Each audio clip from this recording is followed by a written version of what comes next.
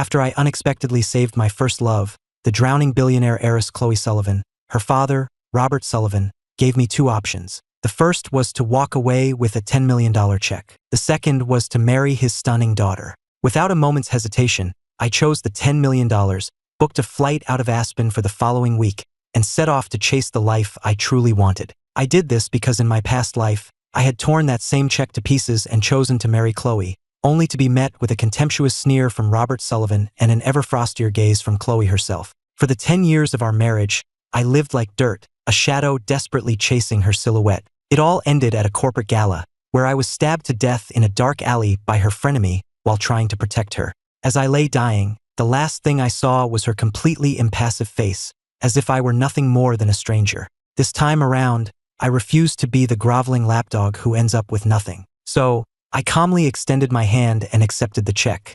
I looked up at Robert Sullivan, a brilliant, almost grateful smile spreading across my face. "Thank you, Mr. Sullivan." My voice wasn't loud, but it echoed like a thunderclap in the lavish private dining room. The entire speech Robert Sullivan had prepared died in his throat, the stern authority on his face instantly replaced by sheer astonishment. He had probably imagined 100 ways I might refuse, but he never in a million years expected me to thank him with a smile. Next to them, the mocking smirk on the face of Chloe's childhood friend, Brad Thompson, froze solid, like a duck suddenly being strangled. And then there was Chloe, the untouchable ice queen who never betrayed an emotion. For the first time, a crack appeared in her perpetually frozen facade. Her pupils constricted slightly and her lips parted, but no sound came out. I carefully folded the check and tucked it into the pocket of my faded jeans, then stood and bowed to Robert Sullivan. "Mr. Sullivan, you have my word. From this day forward, I will never bother Ms. Sullivan again." With that, I turned to Chloe. "I'm sorry for having been a nuisance these past 3 years.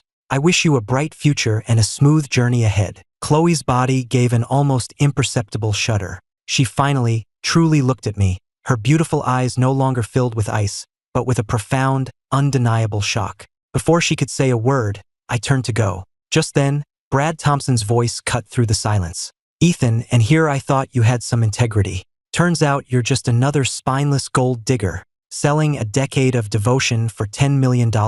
You're pathetic." I stopped in my tracks. In my past life, those words had sent me into a blind rage. I'd lunged at him, only to be beaten to a pulp by his bodyguards and thrown out in disgrace. But now I just turned back calmly, my eyes holding not anger, but a quiet pity. "You're mistaken, Brad. First, it wasn't 10 years, it was 3. Second, it wasn't a relationship, it was my one-sided pursuit. This isn't selling out. It's Mr. Sullivan's reasonable compensation for my efforts over the past 3 years. After all, playing the part of a competent lapdog takes time and energy. $10 million is neither too much nor too little. It's the perfect amount." I pulled open the heavy wooden door and walked out without a backward glance, leaving a dead silence in my wake. Outside the hotel, the bright summer sun made my eyes water. I pulled out the check, the string of zeros so real it brought tears to my eyes. To hell with love. To hell with dignity. I, Ethan, have been given a second chance, and this time, I'm not loving anyone but money. I didn't head straight for the bank. An old fox like Robert Sullivan would likely pull a stunt, maybe putting a hold on the check or writing a bad one just to watch me make a fool of myself. A clever move, Mr. Sullivan. I hailed a cab back to my rented room in a rundown part of town. It was a dark, damp space, less than 100 square feet, the air thick with the smell of instant noodles and mildew. This was the love nest I'd endured for 3 years just to be near Chloe's university.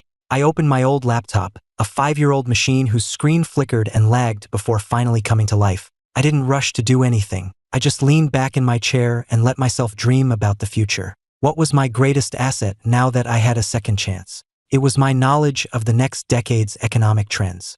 I knew exactly which stocks would skyrocket and which industries would boom. I opened my trading app and expertly typed in a ticker, Ascend Tech. I remembered it perfectly. Tomorrow, this obscure little company was going to announce a revolutionary chip patent, and its stock would explode from $5 a share to $200. I picked up my phone and dialed Chloe's number. "I've boxed up everything you left at my place and put it outside the door. You can send someone to get it whenever. Also, I'm changing my number, so there's no need to contact me again." I hung up before she could reply, then popped out my SIM card, snapped it in two, and tossed it in the bin. The world was finally quiet. The next morning, I went straight to the bank. To my surprise, the check cleared without a hitch. It wasn't until the text alert lit up my phone, confirming the long string of zeros in my account, that I truly believed my life was getting a reboot. Without a second thought, I transferred $9,900,000 into my brokerage account and bought as much Ascend tech stock as I could. Walking out of the brokerage firm, a wave of relief washed over me. Now all I had to do was wait. I didn't go back to that moldy apartment. Instead, I went to the finest hotel downtown and checked into an executive suite. Soaking in the tub, sipping chilled champagne, and gazing out at the glittering Aspen skyline, it all felt surreal. In my previous life, I could only stand on the street below a place like this, staring up at the penthouse lights, imagining Chloe at some lavish party inside. Just as my mind was wandering, my phone chimed. It was an iMessage from an unknown number, but I knew it was Chloe. "Ethan, where are you? Did you throw away all the things I gave you?" She must have gone to some trouble to get my new number. The gifts she'd given me were just trinkets she no longer wanted. A pen here, a notebook there, handed over with the same air one might give spare change to a beggar. I was such a fool back then, treating them like treasure. I didn't reply. I just blocked the number. Then I called room service. "Hello, I'd like to schedule 2 professional massage therapists. This life, I was going to treat myself right. For the next week, I lived the life I had only ever dreamed of. I woke up whenever I wanted, had exquisite breakfasts at the rooftop restaurant, killed afternoons at the gym or the pool, and spent my nights exploring Aspen's most exclusive clubs. I traded my cheap t-shirts and jeans for a tailored suit. It's true what they say, clothes really do make the man. Dressed in fine tailoring with a Patek Philippe on my wrist, I walked into high-end establishments and was met only with deferential smiles and impeccable service. No longer the judgmental or disdainful stares I was used to. Money, it turned out, was the ultimate source of a man's confidence. As for the Ascend tech stock, I didn't even bother checking it. That night, I was at the Summit, Aspen's most exclusive private club, drinking with a pair of stunning models I'd invited out. The music was deafening, shadows danced, and the air was thick with the scent of money and lust. In my past life, I wouldn't have even been allowed through the door. Now, I was sitting in the best booth in the house, the center of attention. "Ethan, have another drink," the model beside me purred, pressing closer. I smiled and playfully squeezed her cheek, but before I could reply, I saw a familiar figure out of the corner of my eye. Chloe. What was she doing here? She was with Brad Thompson and a few other rich kids I didn't recognize. Brad was loudly boasting about something, while Chloe stood there, a cool and distant island in a sea of noise. She saw me too. The moment our eyes met, I saw a flicker of surprise, then confusion, and finally, disgust. Yes, disgust. In her mind, a guy who took her father's money and blew it on women and booze was no better than garbage. Brad followed her gaze, and an exaggerated sneer spread across his face. He pushed through the crowd and swaggered over to my table. Well, if it isn't the one and only Ethan, our great romantic hero." Brad was loud, intentionally drawing the attention of everyone around us. "What's this? Spending the 10 million Mr. Sullivan gave you to party? You must feel like you're on top of the world, huh?" His friends behind him snickered, muttering insults about me being a pathetic simp who sold his soul for a paycheck, a disgrace to men everywhere. The models beside me looked uncomfortable and started to get up, but I gently placed a hand on their arms, signaling them to stay put. I lifted my glass, slowly swirling the whiskey inside, not even bothering to look at Brad. "Brad, long time no see. How's the family business? I heard Thompson Industries ran into some problems with a few of its overseas projects." "What the hell are you talking about?" he snapped. I took a sip of my whiskey. "That port project in Southeast Asia, it fell through because of a sudden policy change, didn't it? And your European semiconductor contract, didn't Sterling Capital swoop in and steal it? Between those two, you must be down at least $500 million. I knew all of this from financial news reports in my past life. At my words, beads of cold sweat formed on Brad's forehead. These were corporate secrets known only to the board of directors. How could this nobody possibly know? You've been investigating me? I set down my glass and finally met his gaze. "Brad, you give yourself way too much credit. You're not worth my time." I stood up, a good half-foot taller than him, and looked down with an expression of pure contempt. "Why don't you worry about your own sinking ship instead of running around like a rabid dog, barking at everyone you meet?" The laughter around us died down as everyone sensed the shift in the atmosphere. Brad was completely intimidated, his mouth hanging open, unable to utter a single word. His face was a blotchy mess of red and white. I paid him no more mind, pulling a thick wad of cash from my wallet and leaving it on the table. "Thanks for the company, ladies. This should cover your ride home." Then, I straightened my tie and walked right past Brad. I paused for a fraction of a second as I passed Chloe. She was staring at me, the shock in her eyes even more profound than it had been in the restaurant. She couldn't comprehend how the pathetic boy who had groveled at her feet just days ago had suddenly become this sharp, unfamiliar man. I shot her a knowing smirk. "Chloe, you really need to work on your judgment of character." And with that, I walked away, leaving her and a room full of stunned faces in my wake. It wasn't that you were ever out of my league. It's just that now I can't be bothered to look up. I left the club, but instead of going back to the hotel, I drove straight to the airport. Aspen held too many painful memories from my past life. Now that I had my seed money, it was time to start fresh somewhere new. The red-eye took off for New York City, the international metropolis where the streets were paved with gold and opportunity. On the plane, I switched off my phone, settled into the plush first-class seat, and fell into a deep sleep. When I opened my eyes again, we were landing at JFK. Stepping out of the airport and breathing in the humid New York air, I felt like a completely new man. I didn't rush to buy property. Instead, I took out a long-term lease on a penthouse suite at a luxury residence overlooking the Hudson. Standing before the panoramic, floor-to-ceiling windows, gazing down at the glittering Manhattan skyline, I knew this was where I truly belonged. The moment the market opened the next day, my broker called, his voice trembling with excitement. "Mr. Ethan, it's soaring." Ascend Tech hit the circuit breaker. "Limit up." I just calmly grunted in acknowledgement. "Hold. Don't sell a single share until it hits 150. After hanging up, I began to plan my next move. Stock trading was just quick cash, not a solid foundation. I was going to build an empire. Using my knowledge of the future, I knew that telehealth, electric vehicles, and artificial intelligence would be the next 3 gold rushes. I spent a week drafting a detailed business plan. I would launch a venture capital firm to invest in promising startups in these exact sectors. A month later, just as I'd predicted, Ascend Tech stock price hit $150 a share. My initial investment of nearly $10 million had ballooned into a figure that staggered even me, $300 million.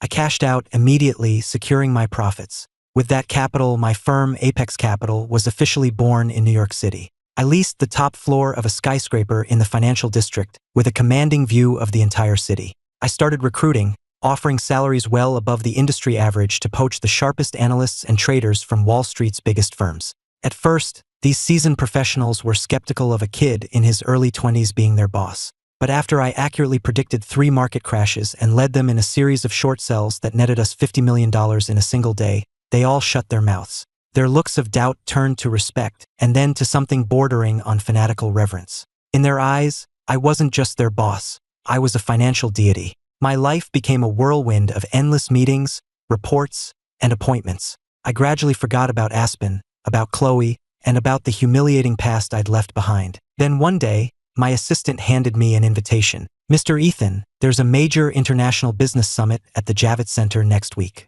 The organizers sent this over personally." I took it and glanced over it. My fingers paused when I saw the list of co-sponsors. Sullivan Corporation. Some ghosts just refused to stay buried. "Decline it," I said. My assistant hesitated. "Sir, this is a huge event. Nearly half the Fortune 500 will be represented. And the host, Mr. Sterling, specifically asked for you to attend." Mr. Sterling, the son of a London-based tycoon and the summit's host. I frowned. In my past life, I'd only ever seen him in the news.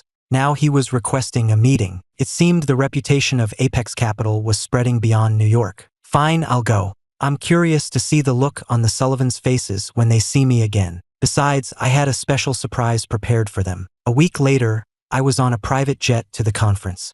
I hadn't expected that the moment I walked into the main hall, Brad Thompson would come storming toward me. "Ethan, what the hell did you do?" I stood under a massive crystal chandelier, feeling the weight of 100 curious stares. Brad grabbed the lapels of my suit like a desperate gambler who'd lost his last chip. His breathing was ragged, and his hands were shaking. He must have just gotten the news that the Thompson Industries port project had officially been terminated. "Ethan, what did you do?" I glanced down at his trembling hands. Just a few weeks ago, he was the arrogant heir to a fortune. Now, he was just a pathetic clown. I felt no anger, only the calm of someone who sees the whole board. "Brad, this is a very expensive suit. I'm not sure you can afford to replace it anymore." I gripped his wrist and applied the slightest pressure. He yelped in pain and let go. I calmly smoothed the lapels of my suit. This feeling of complete control was infinitely better than the desperate groveling of my past life. "Apex Capital, where did you get that kind of money? How could you possibly know our company's secrets?"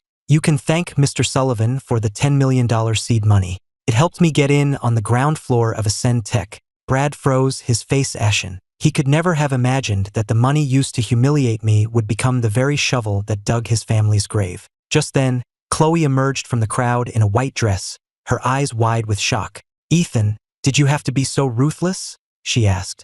I turned to face her. I had loved that face for a decade, but now, looking at it, I felt not a single ripple of emotion. "Miss Sullivan, all's fair in love and business. You didn't seem to think Brad was being ruthless when he was trying to destroy me." Chloe opened her mouth, but no words came out. I ignored them both and walked past, heading for the VIP section at the far end of the hall as everyone watched. "Stop your pathetic barking," I said over my shoulder. "You're not even in my league anymore." I approached Mr. Sterling and we lightly touched our glasses together. Brad collapsed onto the floor, swallowed by a sea of whispers and stares. In the private lounge, the only sound was the clinking of ice in a glass. Mr. Sterling sat across from me, his eyes filled with genuine admiration. Our talk went exceedingly well. Apex Capital would be partnering with his family's conglomerate on a new green energy venture. I knew this deal would solidify my position in the market. "Ethan, my friend, you're a force to be reckoned with. The way you dismantled the Thompsons' portfolio was surgical." "I just capitalized on an opportunity, Mr. Sterling. You're too kind." After Mr. Sterling left, I was preparing to leave myself when the door opened. It was Chloe. The icy composure she'd worn in the main hall was gone, replaced by a look of exhaustion and regret I'd never seen on her face before. "Ethan, can we talk? Not about business. Just talk." I sat back down and poured myself a glass of water. In my past life, that tone of voice would have made my heart ache for her. Now, it just felt like a waste of my time. "Ms. Sullivan, I have an international conference call this afternoon. You have 3 minutes. "You never used to call me that," she whispered. "The $10 million, my father was just testing you. He never meant for you to actually leave." I almost laughed out loud. "A test? Shoving a check in my face and having security throw me out on the street, that's what you call a test? If that's all the nonsense you came here to say, you can go. In fact, Miss Sullivan, I should be thanking you for that $10 million. It taught me that self-respect is worth a hell of a lot more than love." Chloe stood frozen, tears glistening in her eyes. I stood, picked up my jacket, and walked right past her. I didn't look back, didn't even give her a sideways glance. "Miss Sullivan, let's not speak of personal matters again. From now on, our relationship is strictly business." I stepped out of the lounge and into the warm sunlight. I realized that in letting go of my obsession, even the air felt cleaner. 3 days after returning to New York, I got a call from Robert Sullivan. His voice had lost its commanding tone. Now it was laced with a poorly disguised panic. I sat in my top-floor office at Apex Capital, looking out over the city, and put him on speaker. "Ethan, what is your game? You destroyed the Thompsons deal, and now you're launching a hostile takeover of Sullivan Corp. Mr. Sullivan, you're the one who taught me that business is all about profit. I see value in your company's stock. Is that a problem?" I heard the sound of glass shattering on the other end of the line. The great Robert Sullivan was clearly losing his composure. In my past life, he saw me as less than nothing, a failure who would never make it. Now, I held his entire legacy in the palm of my hand. "This is revenge. You're doing this to destroy my family because of Chloe. You give your daughter too much credit. Revenge? No, this is just good business." I hung up the phone and blocked his number. Watching the stock ticker on my screen, I felt perfectly calm. Sullivan Corp was a house of cards, all shiny facade and rotten foundations. His books had been a disaster for years. All I needed to do was give it a little push, and the whole empire would come crashing down. "Mr. Ethan, Miss Sullivan is in the lobby. She insists on seeing you." I ran a thumb over the face of my Patek Philippe, the corner of my mouth twitching into a smirk. A few weeks ago, I wasn't even worthy of stepping foot in her family's mansion. Now, the great heiress was waiting in my lobby. "Let her wait," I said. "I'll be down when I'm done with this report." I took a sip of coffee. The bitter taste sharpened my senses. I was going to make Robert Sullivan understand the true price of that $10 million check he'd thrown in my face. 2 hours later, Chloe was finally shown into my office. She looked haggard, her meticulous makeup failing to conceal the dark circles under her eyes. She was clutching a folder, Sullivan Corp's last-ditch plea for salvation. "Ethan, I'm begging you, please call it off. My father's health is failing. If the company goes under, it will kill him." I swiveled in my chair to face the woman who had once been so far above me. In my past life, I died for her in a dark alley, and she didn't even come to my funeral. Her begging now was a bitter irony. Ms. Sullivan, if you're going to beg, you should at least act like it. I've seen that restructuring proposal. I'm not interested. Then what do you want? I'll agree to anything, just save the company. I stood and walked over to her. She instinctively took a step back, a flash of fear in her eyes. I reached out, snatched the folder from her hands, and dropped it into the shredder. I want a 51% controlling stake in Sullivan Corp., I said, and I want your father to issue a public apology to me. That's impossible. My father would never agree to that. I settled back into my chair and lit a cigar. My eyes, seen through the haze of smoke, were cold and sharp as glass. Then we have nothing more to discuss. Ms. Sullivan, I will complete the acquisition by market close tomorrow. At that point, your family will not only have lost its company, but will also be buried under a mountain of debt. Chloe sank into a chair, completely devastated. She looked at me as if I were the devil himself, but I knew I was only claiming what was rightfully mine. Get out. You're wasting my time. Chloe staggered out of my office. As I watched her go, the last trace of pity in my heart evaporated. The game was just beginning, and the Sullivans were merely the first stepping stone of my empire. I sat in my car across the street, watching the creditors swarm the entrance of the Sullivan Corp building. Robert Sullivan was probably holed up in his office, frantically calling in favors from all his old cronies. In my past life, these were the same men who drunkenly promised to look out for me, only to be the first to pick over the scraps of the Sullivan family's collapse. Damn it, Peterson, I saved your company when you were going bankrupt, and now you want to talk market price for your shares. I listened to the desperate shouting coming through the bug I'd planted, a cold smirk on my face. Robert Sullivan still didn't get it. In his world, there were no permanent friends, only permanent interests, and I had offered Peterson triple the market rate. Since Mr. Sullivan refuses to apologize, let's turn up the heat. I ended the call and signaled my assistant to initiate phase 2. Within 10 minutes, allegations of massive accounting fraud at Sullivan Corp were the top story on every financial news network. This was the surprise I'd been preparing. Every single data point was a precision strike against the company's weakest points. Impossible. Only the executive board had access to these ledgers. Ethan, how did you get this information? I stared up at the darkened window of the penthouse office, imagining Robert Sullivan's face contorted in despair. In my past life, I'd worked myself to the bone, even taking out loan shark money, to help him cover up these very discrepancies. This time, they were his damnation. Mr. Sullivan, I murmured to myself, we're just getting started. The stock plummeted, trading halted. Billions of Sullivan Corp's market cap vanished in less than an hour. I knew Robert Sullivan's last line of defense had just crumbled. In this world, the strong devour the weak, and he no longer had any leverage. As evening fell, a heavy rain began to pour over New York City. I stepped out of the building under an umbrella and saw her immediately, Chloe, standing in the downpour. She was soaked through, her once proud shoulders slumped in defeat. The moment she saw me, she ran forward, only to be blocked by my security detail. Ethan, please, you have to see my father. He's in the hospital, he had a heart attack. He wants to apologize to you himself. I stopped, watching her through the sheet of rain. Water streamed down her face, indistinguishable from tears. I remembered a rainy night in my past life when I ran halfway across the city to get her a pastry she'd mentioned offhand, only for her to taste it and say, "It's too sweet, throw it out." If an apology could fix everything, we wouldn't need courts, would we? Go home, Ms. Sullivan. Don't waste your time with the drama. You were never like this, she cried.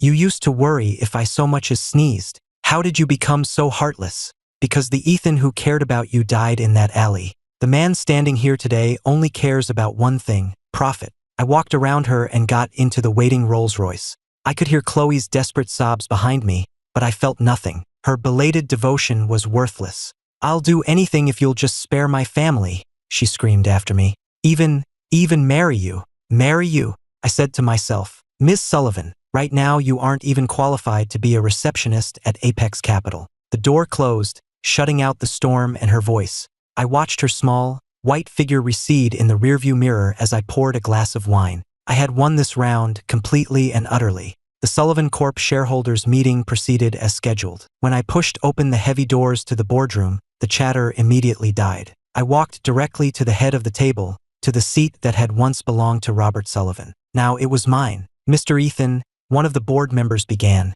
As you can see, we've all signed over our shares. The future of the company is in your hands. These old snakes changed their allegiance in the blink of an eye. Yesterday, they were huddled with Robert Sullivan, plotting against me. Today, they were falling over themselves to curry favor. I opened the folder in front of me and looked around the table. As of today, Sullivan Corp is no more. It is now Apex Technologies.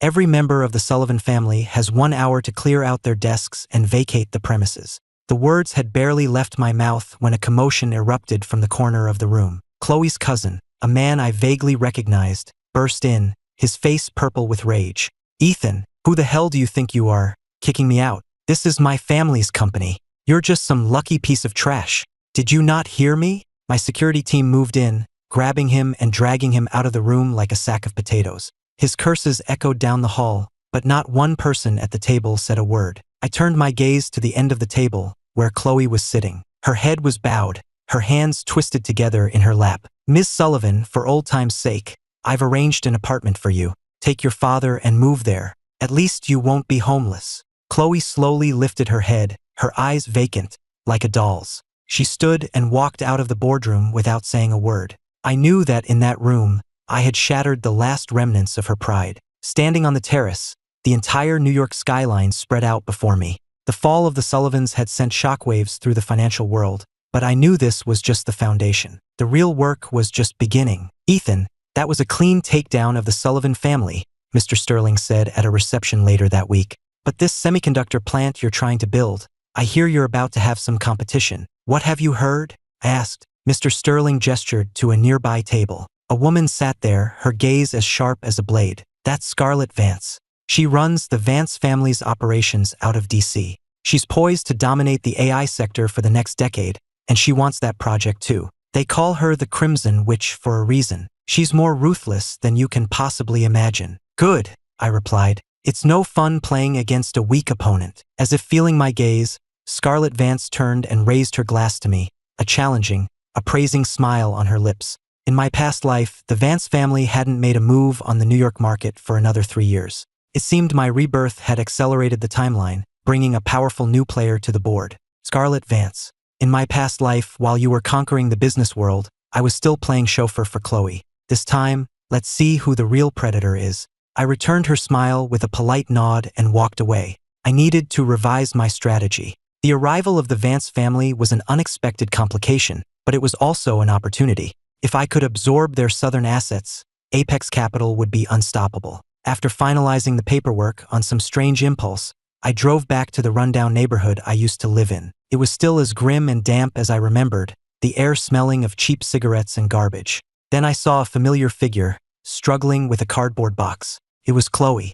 "I bet you never expected this," she said, her voice flat. "I ended up in the same shithole you used to live in. Is this the revenge you wanted?" She leaned against the grimy wall, holding a cup of instant ramen. The heiress who once wouldn't set foot in anything less than a 5-star restaurant was now haggling over a few $100s in rent. "I never wanted revenge," I said. "I just took back what was mine. How you live your life now is none of my concern." "Ethan, if I hadn't accepted that check from my father, if things had been different, would you have loved me forever?" The question caught me off guard for a second, and then I laughed. It was a question that had haunted me in my past life, but now it just sounded pathetic. "There are no ifs, Chloe. You can't live in the past." I pulled a roll of cash from my pocket and set it on the box next to her. It wasn't pity, it was a final settlement. "This is the last thing I'll ever do for you. Stay out of my sight from now on." I turned and walked toward the luxury car waiting at the end of the alley. I could hear Chloe's muffled sobs echoing behind me. I started the engine and drove back toward the glittering heart of the city, and I never looked back. Outside the window, the clouds hung low over the New York skyline. Scarlett Vance sat across from me, not in her usual power suit, but in a deep violet dress that softened her image but did nothing to dull the predatory glint in her eyes. I focused on preparing tea, the steam rising as I poured the hot water. "Mr. Ethan," she began, "I hear you utterly destroyed the Sullivan family to secure that semiconductor project. You have excellent sources, Ms. Vance.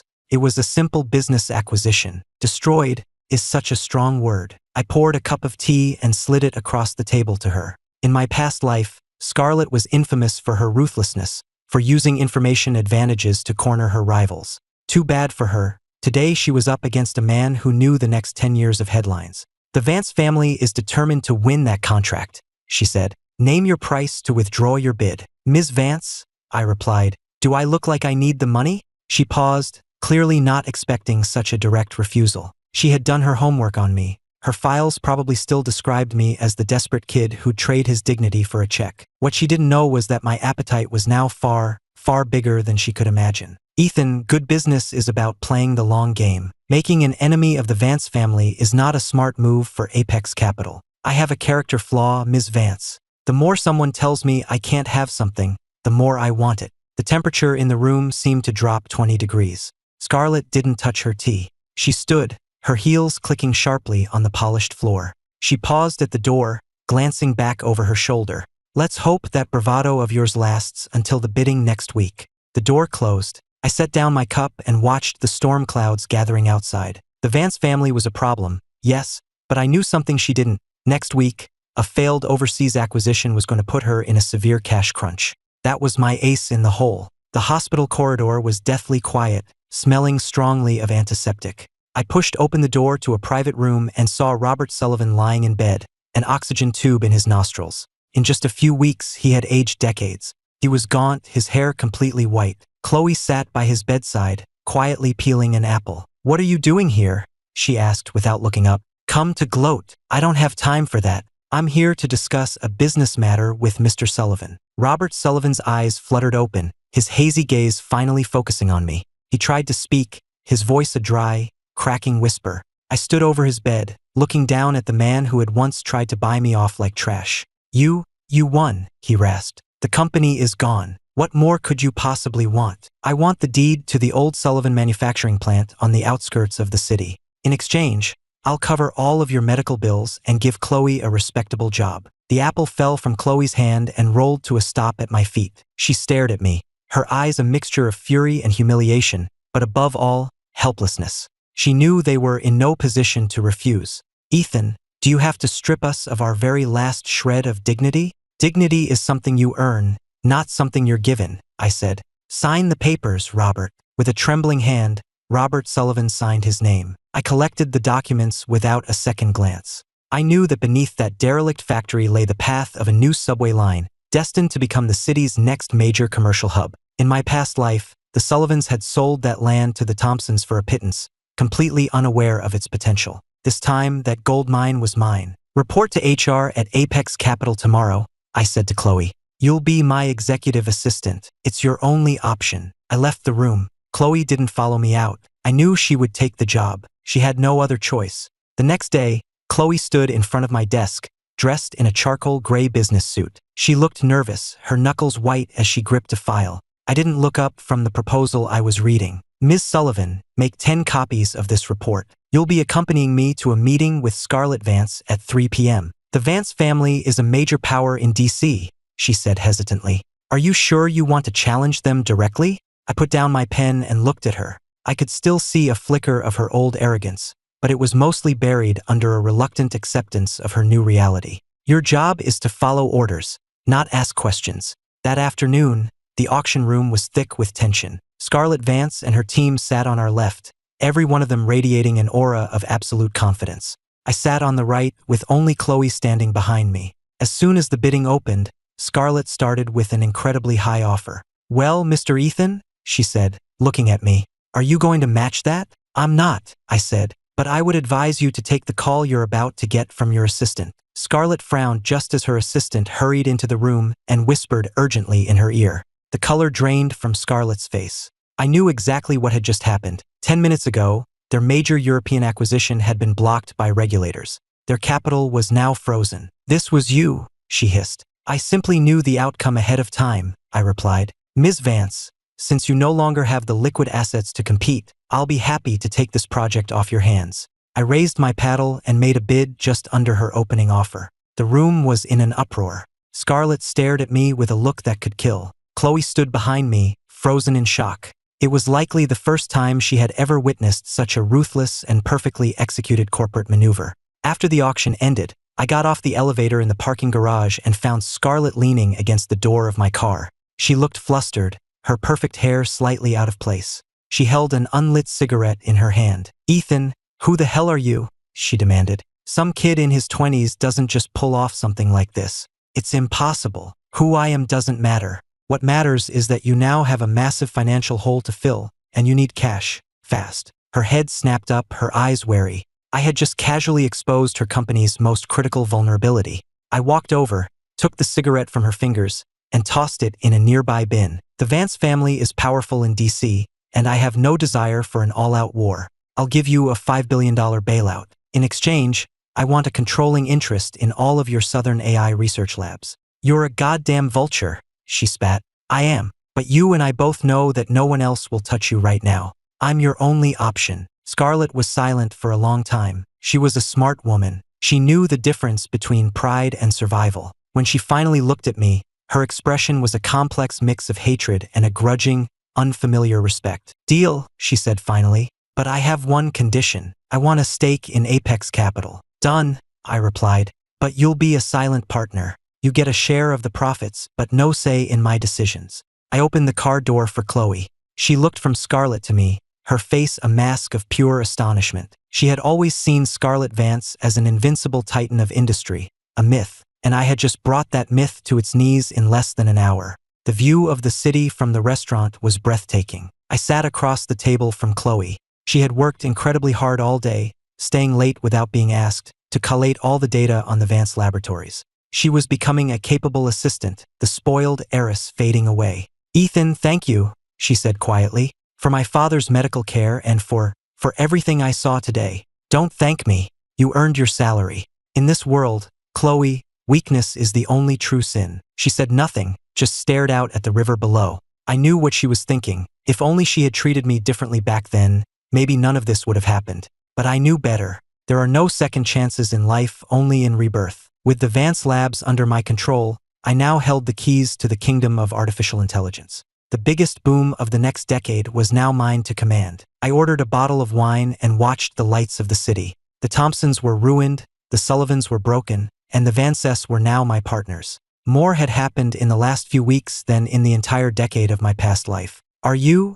going to keep going after my family? Chloe asked. Your family is no longer relevant to me. My sights are set much higher now. I raised my glass and finished it in one go. Chloe looked at me with an expression I couldn't quite read, but it didn't matter anymore. I stood, straightened my suit, and prepared myself for the opening bell. My empire had only just begun to lay its foundations. Inside the laboratory, hundreds of servers hummed with latent power. This facility had once belonged to the Vance family. Now it bore the logo of Apex Technologies. I watched the data stream across the monitors, knowing I was looking at the code that would define the next decade. Chloe approached with a stack of printouts. She moved with a new efficiency, though I sometimes caught a flicker of the lost girl in her eyes. Mr. Ethan, the head of research, Dr. Peterson, would like a word. He's extremely upset about your decision to defund the legacy projects. Send him in. A moment later, an older man with a shock of white hair stormed into the room. Ethan, do you have any idea what you're doing? Funneling the entire R&D budget into neural networks is scientific suicide. Dr. Peterson, I'm not interested in dead ends. I'm interested in the fastest way forward. I walked to the whiteboard and scribbled out a series of complex equations, the core of a deep learning algorithm that wouldn't be discovered for another 3 years in my old life. The furious blush on Dr. Peterson's face vanished, replaced by stunned silence. He stared at the whiteboard, his breathing growing shallow and quick. This is impossible. How could you have conceived of this? I'm a businessman, doctor.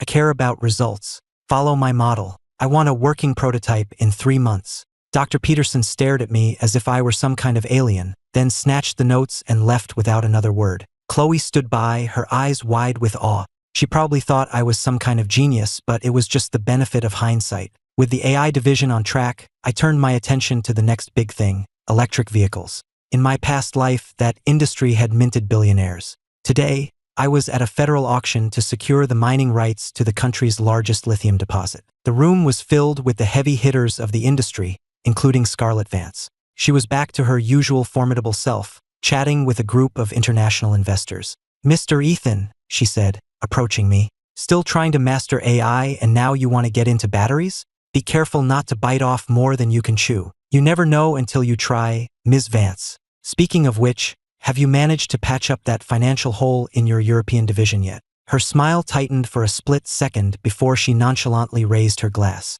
She was now both my partner and my most dangerous rival, and we existed in a state of delicate equilibrium. And now, the auctioneer announced, the exclusive development rights for the Nevada lithium deposit go to Apex Capital. The room exploded with noise. Every eye was on me. Scarlett's wine glass trembled in her hand as she stared at me in disbelief. She had formed a consortium with 3 other major players to block me out, but she had no idea I'd already cut a deal directly with the state government, promising local investment in exchange for the rights. When were you in Nevada?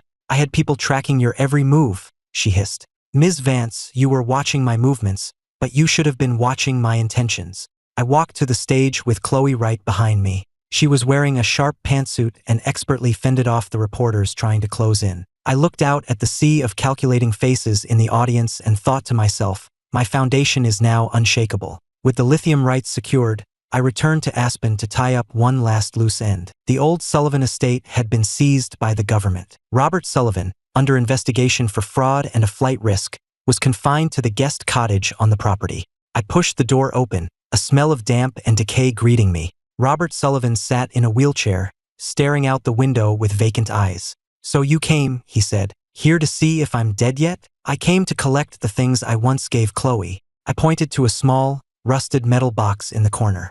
It contained every gift I had ever bought her in my past life, each one purchased by skipping meals and working extra hours. They were worthless trinkets, monuments to my own stupidity. Ethan, I kept them all, Chloe said from the doorway. I never threw them out. It doesn't matter anymore, I said, turning to her father. By the way, Mr. Sullivan, I've settled your outstanding bank loans. Robert Sullivan's head snapped toward me, a brief flash of hope in his eyes before it died. He knew this wasn't an act of charity. It was me severing our final connection. From this day forward, you have nothing to do with my company. Chloe will remain employed in New York, and her salary will be more than enough to support you. I picked up the heavy metal box and walked out of the house without a backward glance. Chloe followed me to the door, looking like she wanted to speak, but she remained silent. I tossed the box into a dumpster on the street and watched as a garbage truck came and hauled it away. In that moment, I felt a final chain break inside me. It was 3 a.m, and I was still in my office,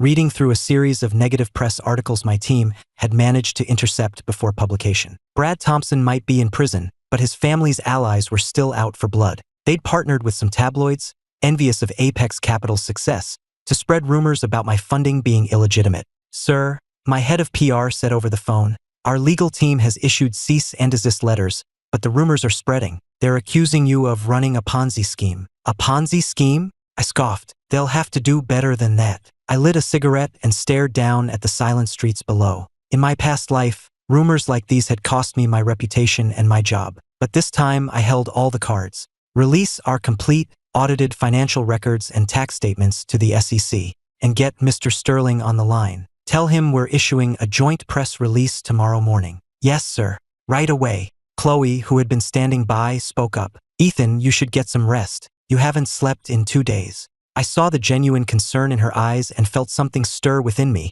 a feeling I quickly crushed. I didn't need her concern. I needed her loyalty. Finish your work and go home. When the market opens tomorrow, I'm going to bankrupt every single person responsible for this. No one on Wall Street would be sleeping tonight. I watched the pre-market futures, a patient hunter waiting for his prey. The cowards hiding in the shadows had no idea who they were dealing with. I didn't just see their current moves. I saw every move they would make in the future. By noon the next day, the storm had passed. The publications that ran the stories were facing lawsuits that would bankrupt them. And Apex Capital stock, bolstered by a glowing endorsement from Sterling's conglomerate, was up 30%. I stood on the terrace, the whole of New York sprawling behind me. Scarlett Vance approached, heels clicking, a new partnership agreement in her hand. Ethan, you're nothing like a man in his 20s. Sometimes I think you're an ancient devil in a young man's body. Is that a compliment or an insult, Ms. Vance? She came to stand beside me, looking out over the water. The Southern labs are fully integrated. Our first proprietary AI chip is ready for mass production. This was it. The moment I transitioned from a successful investor to a true industry titan. There are people in DC who are taking notice of you, she warned. My family's influence can shield you for a time, but not forever. You need an escape plan. I don't need an escape plan, I said. Every step I take forward creates its own path. Just then, Chloe came over and gently draped a jacket over my shoulders. She had settled into her role, quiet, efficient, all traces of the spoiled heiress gone. I looked out at the city lights, knowing the real game was only just beginning. Washington, D.C. In my past life, I wouldn't have even been allowed in the same room as the people there. This time, I would make them all learn my name. I turned and walked back into my office, with Scarlett on one side and Chloe on the other. In that moment, I felt a power I had never known. I was no longer the poor kid who could be bought and dismissed. Outside the jet's window, clouds streamed past as we flew at 30,000 feet, destination, Washington, D.C. I leaned back in the plush leather seat, studying the dossier Scarlett had prepared on the key players in D.C. Chloe sat across from me, meticulously reviewing our schedule for our arrival. Her professionalism was now on par with any top executive assistant in the world. Mr. Ethan, the car is confirmed. However, we've received a message from Carter Prescott. He's requested your presence at a charity gala tonight. The Prescott family. They controlled nearly half of the tech hardware sector on the East Coast. In my past life, their empire would crumble from a liquidity crisis in 2 years. But for now, they were still titans. An invitation from Carter Prescott at this exact moment was a clear power play, a warning to the new guy in town. Scarlett warned us they play dirty, Chloe said. Should I decline? Why would I decline? He's gone to all the trouble of setting the stage. It would be rude not to show up for the performance. The plane touched down smoothly at Dulles. As I stepped onto the tarmac, the crisp, cold DC air hit me. This wasn't the gentle climate of Aspen or the vibrant energy of New York. This was the heart of American power. I straightened my tie and walked toward the waiting black Cadillac. In my past life, I'd delivered pizzas in this city. This time, I would make the city itself take notice of me. The car moved smoothly through the streets. Watching the historic brick buildings and monuments pass by, I felt a deep sense of calm. The Prescotts, the DC establishment, it didn't matter. To a man who knew the next 10 years, they were all dinosaurs, relics of a bygone era. The country club was a sea of luxury cars. A hostess led me inside. As I entered the ballroom, the conversations died down, and dozens of pairs of eyes turned to appraise me. Carter Prescott stood in the center of a circle of admirers, swirling a glass of champagne, a look of inherited arrogance etched on his face. Well, so this is the famous Ethan, the man making all that noise in New York. You don't look so special to me, he said. His cronies laughed on cue. Chloe, standing behind me, tensed for a moment, but she quickly composed herself. I ignored Carter's taunt, walked over to an empty couch and sat down. Monsters have 3 heads and 6 arms, Mr. Prescott. I'm just a simple man who enjoys making money. Making money? He sneered. The money in this town isn't for outsiders. I hear you want a piece of the semiconductor market. My advice? Go back to New York before you lose your shirt. He slammed his glass down on the coffee table, splashing wine. I'd seen this kind of petty intimidation tactic 1,000 times in my past life. I calmly took out a handkerchief, wiped my hands, and met his gaze. Mr. Prescott, instead of worrying about my shirt, you should be worrying about that shipment of rare earth minerals your family has tied up in customs in Southeast Asia. If I'm not mistaken, your entire quarterly production depends on it. Correct.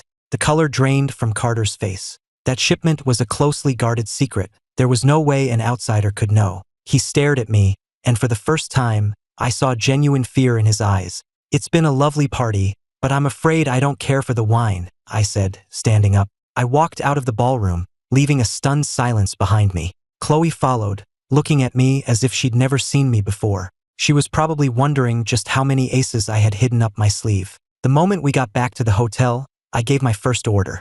I knew exactly where the Prescott family's jugular was. In my past life, their downfall began with an internal leak from a disgruntled accountant. And right now, that same accountant was in deep with a loan shark, about to get a visit from Carter's thugs. Find me an accountant named Frank Miller. He's got a gambling problem. Find him, bring him to me, and tell him I'll pay off his debts, twice over. Chloe took down the instructions without batting an eye. She was used to my seemingly random commands by now. She no longer asked why. She just made sure it got done perfectly. An hour later, a terrified Frank Miller was standing in my suite. Mr. Ethan, you have to help me. Prescott is going to kill me. He won't touch you, I said. Give me the unedited version of the Prescott family's books, and I'll put you on a plane out of the country tonight. Miller hesitated for all of 3 seconds before agreeing. When faced with death, loyalty becomes a cheap commodity. Once I had the data, I didn't leak it. I called Scarlett Vance. You work fast, she said. The Prescotts have barely made their first move, and you've already got them by the throat. Get your capital ready, Scarlett. I told her. When the market opens tomorrow, we're going to carve up their entire empire. I hung up and went to the window. The DC skyline was beautiful, but tonight it felt predatory. I knew that by this time tomorrow, the Prescott family would be a footnote in history, and the name Apex Capital would be on everyone's lips in this city. Get some sleep, I told Chloe. We have a busy day of reaping tomorrow. She nodded, and as she looked at my back, I saw a new light in her eyes. Total unwavering devotion. I knew then that she was mine, completely. Within 30 minutes of the opening bell, all three of the Prescott's publicly traded companies had their stocks suspended after hitting the circuit breaker. The DC power brokers who had been watching from the sidelines were suddenly paying very close attention. They stared at the sea of red on the trading floor screens, their faces masks of disbelief. What's happening? Is someone shorting the Prescotts? Who has the balls to do that? I sat in a private suite overlooking the trading floor, a bank of monitors in front of me. Scarlett was beside me, her fingers flying across a keyboard, executing a series of trades that targeted the Prescott's vulnerabilities with surgical precision. Ethan, this data is a kill shot, Scarlett exclaimed. Their credit lines are frozen. They're finished. This is just the down payment, I said. Yesterday, Carter Prescott told me I wasn't fit to make money in his city. Today, I'm going to show him how quickly it can be lost. Just then, the door to our suite burst open and Carter Prescott stormed in. His eyes were bloodshot, his tie was askew, and the arrogant swagger of the previous night was gone. He lunged for me, but my security team had him pinned to the floor in an instant. Ethan, you're insane, he screamed from the floor. You're committing suicide. The establishment in this town will bury you. Mr. Prescott, the establishment follows strength, and you, as of this morning, have none. I gestured for my men to remove him. Chloe watched as the once untouchable Carter Prescott was dragged out like a common drunk,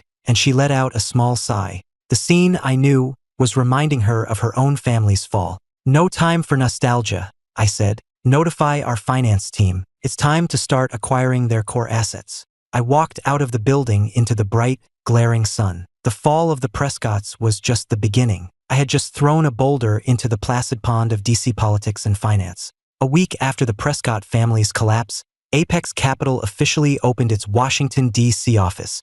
At the launch party, the same DC elites who had sneered at me a week before were now lining up, smiling, to hand me their business cards. In this town, profit was the only true currency. Mr. Ethan, such a pleasure. We look forward to working with you here in DC, they'd say. Likewise, I'd reply. There's plenty of money to be made. I navigated the sea of false smiles and empty pleasantries, feeling nothing. Chloe, elegant in a black evening gown, moved through the crowd at my side, expertly managing the flow of conversation and introductions. She had fully adapted to this new, high-stakes life. Congratulations, Ethan, Scarlett said, joining us. You're the talk of the town, the man with the Midas touch. You did quite well for yourself, too, I replied. I couldn't have moved so quickly without your capital. Scarlett smiled, and I saw a new, calculating depth in her gaze. We were no longer just partners. Our interests were now deeply intertwined. I looked out at the crowd and thought back to the day this all started. That $10 million check. How absurd it seemed now. Robert Sullivan, are you watching? You tried to buy my future for a pittance, and in doing so, you gave me the capital to buy my way into the heart of this city. After the party, I stood on the rooftop terrace, looking out at the glittering lights of Washington, D.C.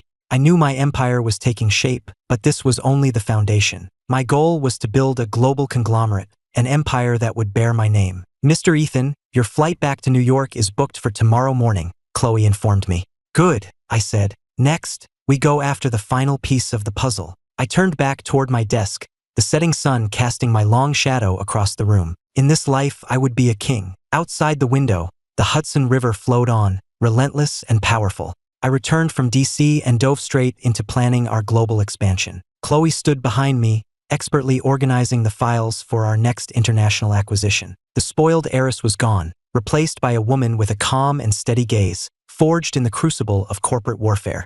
Mr. Ethan, the big tech firms in Silicon Valley are getting nervous. They've sent a joint offer to buy out our foundational AI algorithm. A buyout? I laughed. They're terrified we're about to make them obsolete.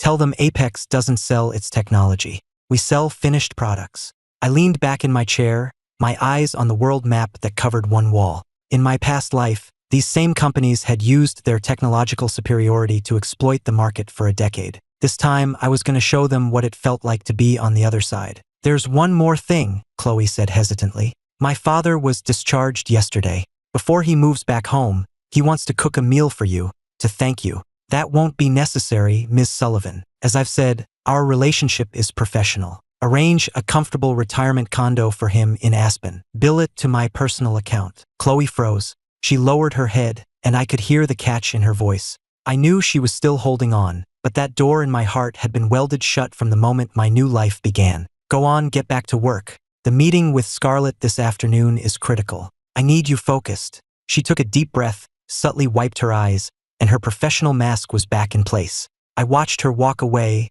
my own resolve hardening. In this life, I wasn't a pawn in anyone's game. I was the one controlling the board. After a long night at the office, I took a walk along the river. The cool wind helped to clear my head. Chloe caught up to me, holding out my coat. She looked at me, and I could see years of pent-up emotion in her eyes, a dam about to break. Ethan, she began, her voice trembling, if I hadn't taken my father's money, if you were still the same person you were back then, would you still love me, even a little? I stopped walking and turned to face her. The lights from the riverbank made her face look pale and drawn. It was the same question I had asked myself 1,000 times in my past life. Now it was her turn to ask me. Chloe, the most worthless thing in this world is regret. I know I was wrong, she sobbed. I regret it every day. Watching you build this empire, I realized I threw away the most valuable thing I ever had. You only regret it because of who I am now. If I were still that pathetic boy chasing you in the rain, you would feel nothing but annoyance. I didn't take the coat from her, and it slipped from her fingers to the pavement. I looked out at the dark water, feeling a profound sense of liberation. Ms. Sullivan, your position at my company is a reward for your competence and hard work. If you wish to discuss personal matters, you can submit your resignation in the morning. Chloe sank onto a nearby bench, her face in her hands, her body shaking with sobs. I didn't look back. I walked to my car. In that moment, the last ghost of the pathetic man I used to be was finally laid to rest. On the eve of our global product launch, Scarlett Vance walked into my office, flanked by a team of lawyers. She was holding a contract, and her expression was deadly serious. The she-wolf was finally showing her teeth. Ethan, she said, the Vance family is exercising its option for a follow-on investment. We're increasing our stake in Apex Technologies to 40%. Ms. Vance, I replied coolly, are you attempting a hostile takeover? Scarlett leaned across my desk, her power and presence filling the room. The Vance family, it was clear, was no longer content to be a junior partner. They wanted control of my AI empire. This comes from the patriarch of the family himself. If you refuse, our entire Southern research and supply chain network will shut down tomorrow. Scarlett, I said, leaning back in my chair, did you really think I'd let you in the door without having an ace up my sleeve? I pulled up a hidden network schematic on my monitor. As Scarlett looked at the screen, her face went pale. She was looking at the location of our primary server farm, housing the keys to all our core algorithms. Deep underground, beneath that old factory I'd acquired from the Sullivans. Feel free to pull your funding, Scarlett, but without access to my core servers, your labs are nothing but expensive paperweights. She stared at me for a long, silent moment, and then she began to laugh, a dry, self-mocking sound. She retracted the contract and smoothed her hair. Ethan, you truly are insane. It seems I have no choice but to remain your partner. The smart choice, I said. A pleasure, as always, Ms. Vance. As she walked out, I wiped a bead of cold sweat from my brow. It had been a hell of a gamble, but I'd won. Because I didn't just know the future of technology. I knew the future of human greed. Spotlights converged on the stage, where I stood before an audience of the world's most powerful political and business leaders. In the wings, Chloe stood with her fists clenched. I straightened my tie and, to the sound of thunderous applause, stepped up to the podium. Today, I began. We redefine the future. I clicked the remote, and on the screen behind me, the world's first true artificial general intelligence came to life. The auditorium was silent for a heartbeat, and then erupted. I knew, in that moment, that the name Ethan would be written into the history books. My God, someone whispered nearby. This is 2 decades ahead of anything we've ever seen. I looked out at the ecstatic faces in the crowd and felt a strange sense of calm. In my past life, I died anonymously in a filthy alley. Now, the entire world was listening to me speak. Sir, Chloe said into my earpiece, her voice thick with emotion, we did it. This is only the beginning, I replied. Chloe, Tell the legal department to begin drafting the new global standards for AI development. Scarlett came up onto the stage and gave me a firm, congratulatory hug. The Vance family concedes, she whispered in my ear. I pushed open the doors to leave the auditorium and was met by a sky full of stars and a sea of flashing cameras. I had finally reached the summit. I hadn't done it for love or for dignity. I had done it for this single moment, to stand on the peak and look down on all the other mountains. I declined all interviews and went up to the roof. The wind was fierce, whipping my hair, but my mind had never been clearer. I finally understood. The point of this second life wasn't revenge. It was the power to choose my own destiny. A year later, I found myself back in Aspen. The town hadn't changed, though the names Sullivan and Thompson were now just cautionary tales told over drinks. I stood before an unmarked grave, wearing a black coat and holding a small bouquet of white daisies. It was the pauper's grave where they had buried my body in my past life. I lived well for you, I said quietly, and I got your revenge. You can rest now. I set the flowers down and turned to see Chloe standing a few yards away. She had quit her job and was now teaching at a local elementary school. A deep sense of peace had settled over her, the old ambition and pride gone from her eyes. Mr. Ethan, she said with a small smile. It's been a while. Ms. Sullivan, I replied. We made small talk for a minute, like distant acquaintances, and then we walked past each other. There was no drama, no lingering tension, only the quiet peace of a story that had finally, truly ended. My phone rang. It was Scarlett. She informed me that Apex Capital had just crossed the $1 trillion valuation mark. So, Mr. Trillionaire, she said, her voice a low purr, what's your next move? I'm going to find somewhere no one knows my name and get a good night's sleep, I said honestly. She was quiet for a moment. Then, in a tone I'd never heard from her before, she said, Ethan, it's time for Apex and the Vance conglomerate to engage in a final, ultimate merger. I froze, instantly understanding her meaning. What are the terms? I asked, my voice pure business by reflex. The terms are a joint partnership, you and I, ruling this empire together. Her voice was filled with absolute certainty. In this world, Ethan, only a queen is fit to share a king's throne. I ended the call and looked out at the vast night sky. After a long moment, a genuine laugh escaped my lips. In this life, I had sworn to love no one, only money. But perhaps, I could make an exception for the one queen who could stand beside me and survey our kingdom. I picked up my keys and started the car. My destination was no longer some quiet retreat. It was Washington, D.C. Our empire was just beginning.